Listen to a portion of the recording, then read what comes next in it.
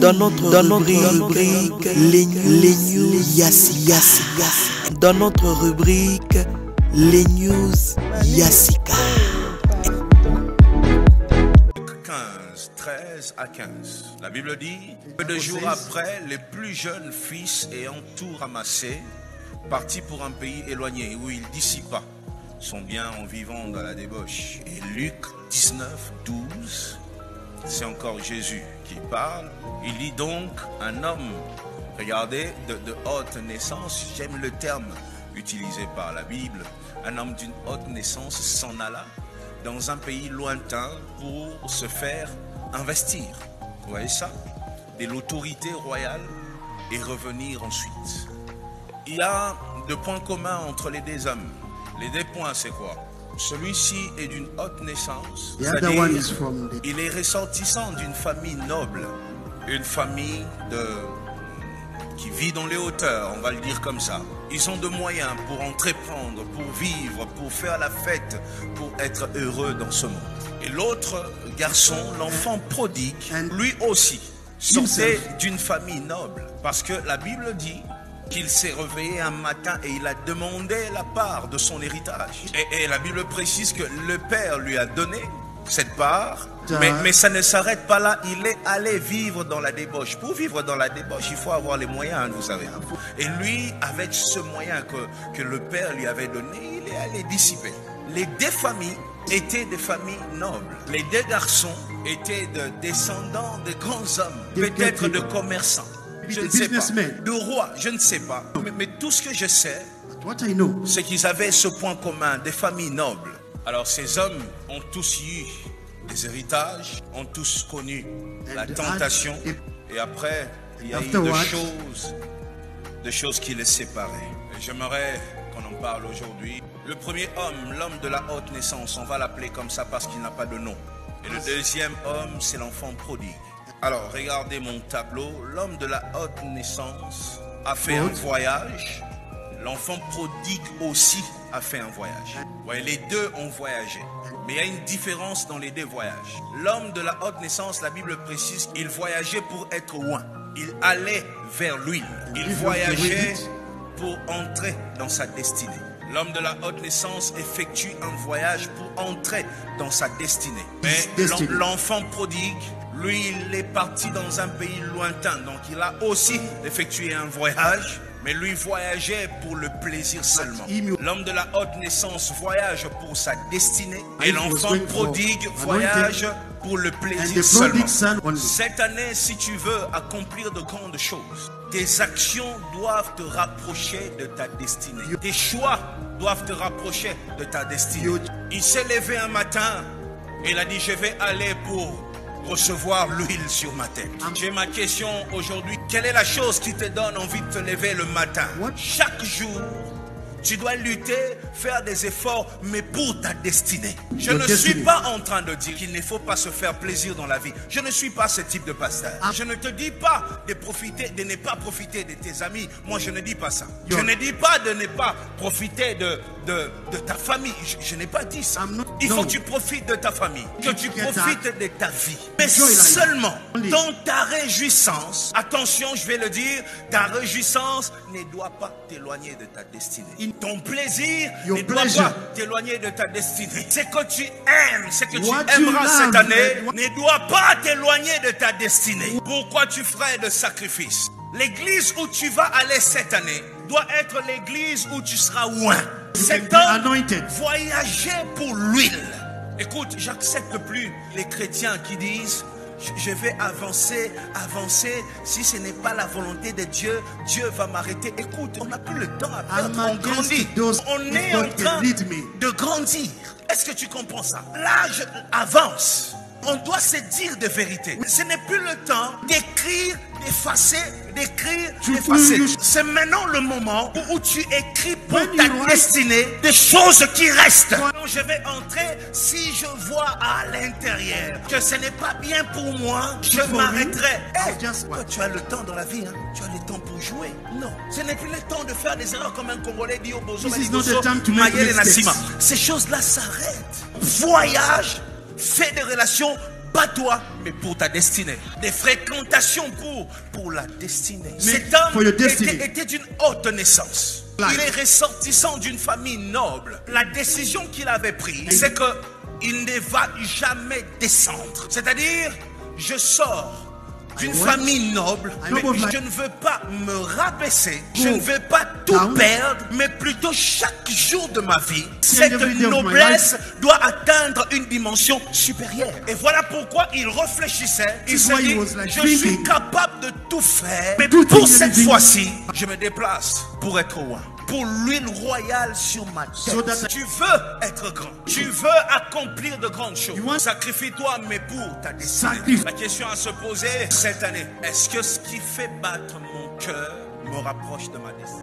Qu'est-ce que les jeunes apportent dans la vie de l'homme? C'est celui qui veut délivrer qui doit gêner, ou c'est celui qui a besoin de la délivrance qui doit gêner? Pourquoi nous gênons? Qu'est-ce que ça apporte dans nos familles, dans nos vies? Est-ce que même les petits-enfants peuvent jeûner? Tout le monde est-il appelé à jeûner? Le monde spirituel réagit en fonction du niveau de ta connaissance. Les enfants de Dieu ne doivent pas seulement connaître la Bible. Les enfants de Dieu doivent connaître le monde spirituel. Comment les spirituels fonctionnent? Comment les choses marchent? Tout le monde a ce qu'il faut pour être grand. Certains ont décidé de travailler sur ça et d'autres n'ont pas conscience. Voilà pourquoi plusieurs sont éloignés de la grandeur. Est-ce que tu sais que ton esprit est plus grand que ton corps? Je vais t'enseigner des choses très spirituelles aujourd'hui. Si tu le sais, gloire à Dieu. Si tu ne le savais pas, alors je t'informe aujourd'hui. Ton esprit est plus grand que ton corps. Écoute, si ton corps était une maison, ton corps contiendrait peut-être une seule personne dedans. Si ton corps était une maison, imagine que ton corps est un studio. Je sais pas, tu fais 1m80, je sais pas combien tu fais, mais ton corps, si c'était un domicile, ça contiendrait à peine une seule personne et cette personne ne serait même pas à l'aise. Mais est-ce que tu sais que ton esprit peut contenir tout un monde? La Bible dit que Jésus a demandé à cet homme de Gadara, comment tu t'appelles? Et le démoniaque a dit légion. Une manière de dire, nous sommes nombreux ici. Et ces personnes ou ces démons, ces esprits, ces entités n'étaient pas dans le corps. Ils étaient dans l'esprit de l'homme. Et ce que l'esprit contient influence le corps. J'aimerais que tu comprennes aujourd'hui que ton esprit est un espace tellement vaste. Je ne sais pas te dire le nombre de mètres carrés, de kilomètres dans ton esprit, mais ce qui est vrai que ton esprit est tellement vaste. Beaucoup disent que l'homme utilise 5% de son esprit. Seulement 5. C'est-à-dire 95 n'est parfois pas exploité. Dans ton corps, dans le physique, tu utilises peut-être 5% de toi, de ton esprit. Et le 95 est dans le monde spirituel. Là, tu commences à te demander où il nous emmène ce monsieur. 95% de toi, c'est la partie que tu ne maîtrises pas. 95% de toi vit ailleurs. L'esprit est tellement fort que le corps ne peut pas contenir la totalité. Alors, finalement, l'autre partie de toi est exploitée ailleurs. Tu vis dans deux mondes. Ici, dans le physique, et tu vis quelque part dans un monde spirituel que tu ne vois peut-être pas. J'entends les chantres dire. Moi aussi, quand j'étais encore juste religieux, je le disais aussi. Mais le jour où j'ai commencé à être spirituel, j'ai arrêté de dire certaines choses. Je disais... j'entre dans la présence de Dieu. Nous tous, nous le disons. Nous entrons dans la présence de Dieu. Et le modérateur, le jour où il est zélé, quand il se lève, il dit, bien-aimé dans le Seigneur, entre dans la présence de Dieu. Et là, nous tous, nous cherchons la porte de la présence de Dieu. Où est la porte? Le jour où tu meurs, c'est ton corps qui arrête de fonctionner, mais ton esprit continue à fonctionner dans la présence de Dieu. Ton esprit est vaste. N'oublie pas. Tu n'entres plus dans la présence de Dieu. Tu vis dans la présence de Dieu. La présence de Dieu n'est pas un lieu où tu y vas et tu sors de temps en temps. J'ai une certitude dans mon cœur, même quand je dors dans sa présence.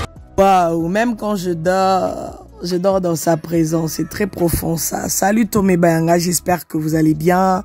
J'espère que tout va bien. Voilà. Moi c'est Mama Kimia Sarah, la queen de la sape. En tout cas, j'espère que cette vidéo vous a plu, vous avez aimé, cette parole vous a fait du bien. C'est la parole de Dieu. Hein? Moi j'aime la parole de Dieu, j'aime écouter la parole de Dieu parce que ça me fait toujours du bien, ça me bénit.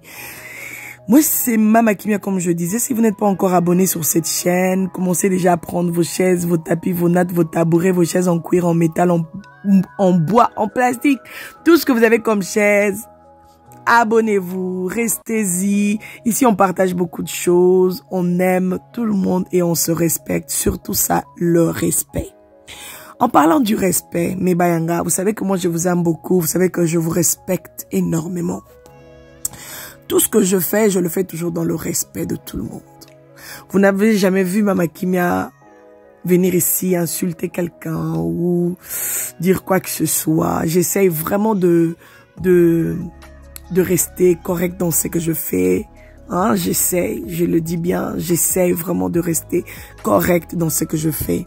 Et quand vous venez quand même regarder les vidéos, vous choisissez la chaîne de Mama Kimia. C'est déjà une bonne chose. Je vous dis merci encore une fois. Soyons respectueux, pardon. Respectons-nous vivants. C'est très important. Si tu penses que peut-être que tu vas venir écrire un commentaire pour... tu penses que, oh, je vais la faire mal là. Je vais écrire quelque chose qui va choquer. Hey, Yaya, moi, ça ne me choque pas. On est déjà vacciné à tout ça. Juste une précision. On est déjà vacciné. Le respect, c'est très important. Tu veux qu'on te respecte même par ta façon de commenter. Tu veux qu'on te réponde correctement. Hey, commente bien correctement, pardon. Tu as ton point de vue, écris ça bien. Faut pas écrire votre point de vue en insultant les autres personnes. Ça, moi, je vais pas tolérer. Je vais d'abord te répondre bien. Cette réponse-là, bien. Et puis, je t'efface et je te bloque directement. Ah oui. Et puis, quand vous regardez la vidéo, une vidéo que peut-être que je poste, pardon, si vous ne regardez pas la vidéo jusqu'à la fin, ne commentez pas par rapport au titre. S'il vous plaît. Parce que quand j'ai remarqué d'autres commentaires sur ma vidéo précédente, je me suis dit, ben, cette personne n'a pas regardé ma vidéo. Parce que c'est que ce que vous avez commenté, je n'ai pas parlé de ça dans ma vidéo. Dans ma vidéo, on a parlé d'autre chose. On a parlé d'autre chose. Dans ma vidéo précédente, où on a parlé du pasteur Moïse Mbiye, de notre frère Marino Lele pour son concert qui sera à Birmingham, pour notre sœur Ada Santoto. Franchement, je n'ai pas parlé de tout ce qui se passe tout autour du pasteur Moïse Mbiye et tout. Pardon. Chacun a sa vie. Ah, si c'est lui, j'avais dit ça dans un commentaire sur une chaîne, j'ai dit, si c'est lui, nous disons gloire à Dieu. Si ce n'est pas lui, nous disons aussi gloire à Dieu. À chacun sa vie, oh. Pardon. Si quelqu'un n'a pas parlé de ça, ne venez pas mettre vos commentaires sur quelque chose que personne n'a pas parlé.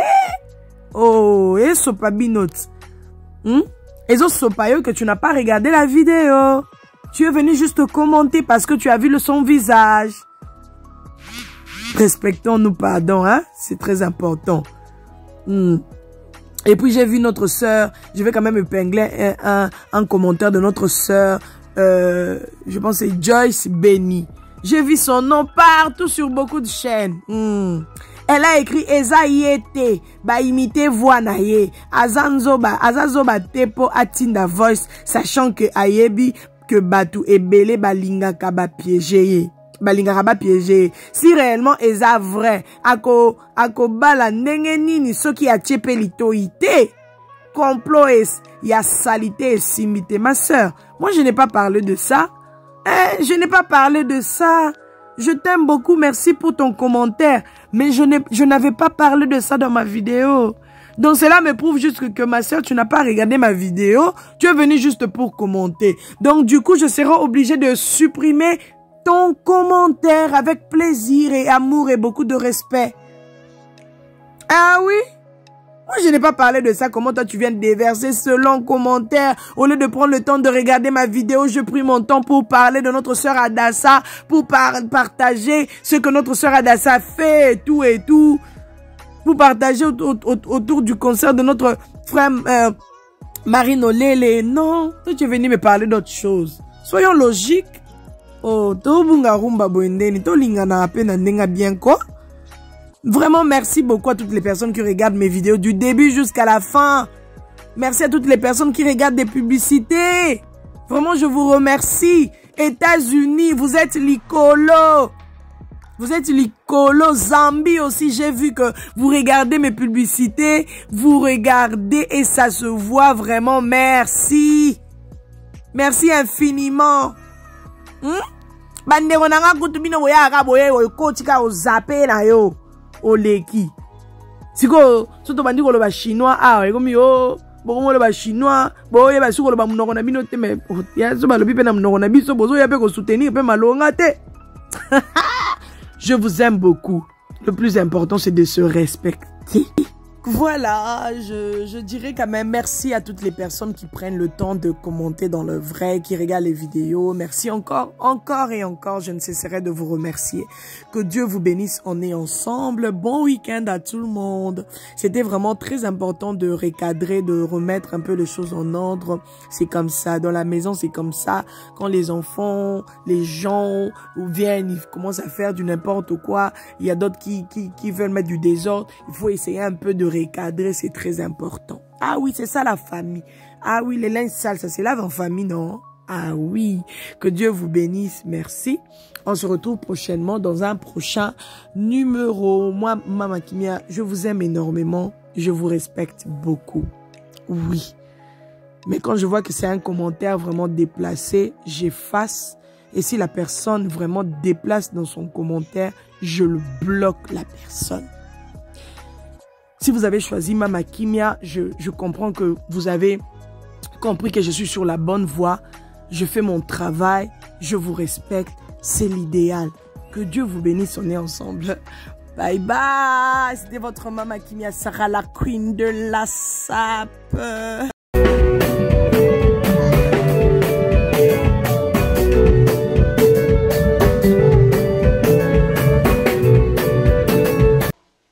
De la sape.